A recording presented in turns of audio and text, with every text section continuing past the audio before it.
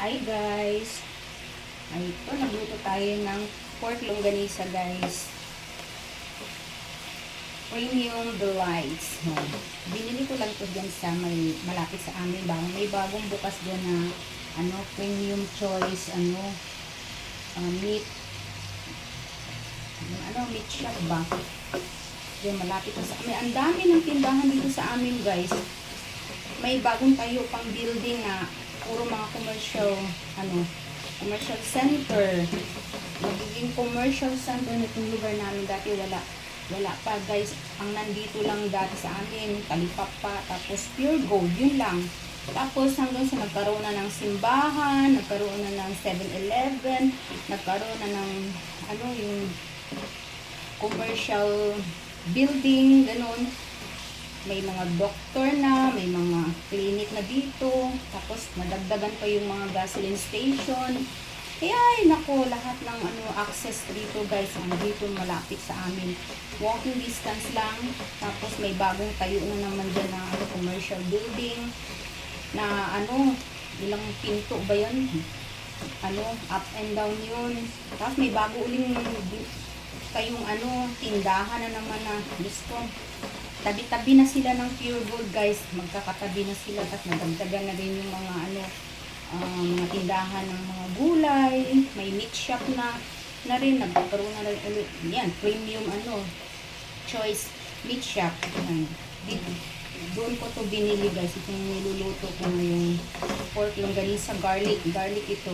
Merong isa hamonado ang niya. Ito garlic ang pinili ko. Mahilig talaga tayo sa garlic. Yan. Tapos, meron namang malapit din sa walking distance lang. Mga 3 minutes lang lakarin guys. Jollibee and Mang Inasal. Yan. Ito ngayon ang ating nagluto na ako ng ulam hanggang kailan ito guys. Dalawa lang naman kami. Tapos, namili rin ako kanina ng gulay, kangkong, tapos chicken. Ayan, puro chicken. Ito minsan lang to, parang lang ako itong pork longganisa na garlic. Try ko lang. Pagka hindi masarap, di huwag nang bumili. Paano lang natin, papulahin lang natin. Konting mantika lang yung nilagay ko. Para lang maluto agad siya na manuot. Niluto ko pala ito muna sa tubig guys para maluto yung loob.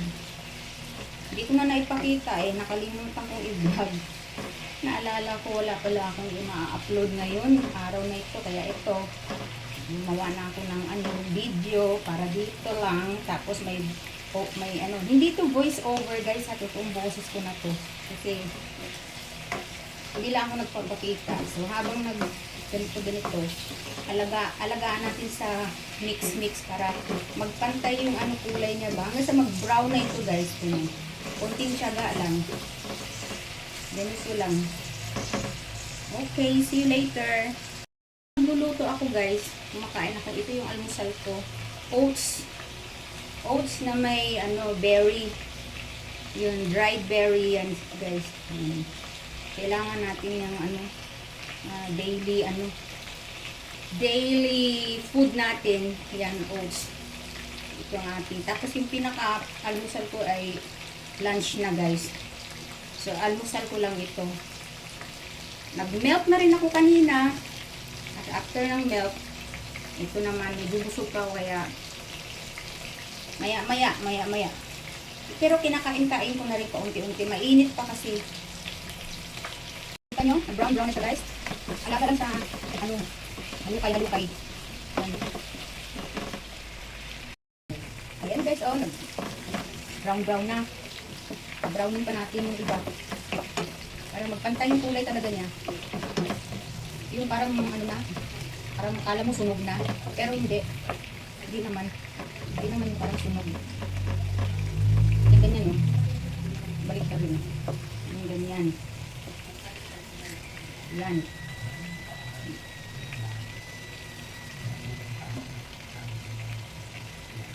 Wait. Ayan. Ayaw mo bumaliktad.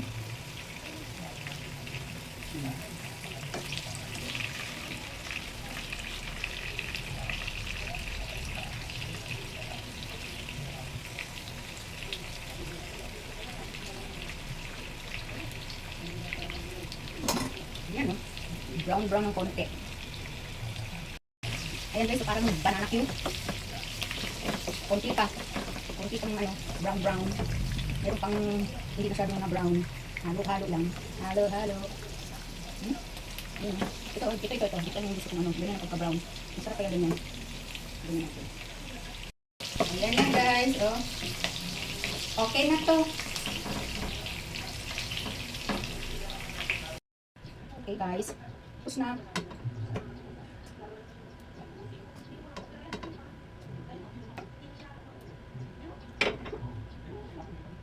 Okay guys. Thank you for watching.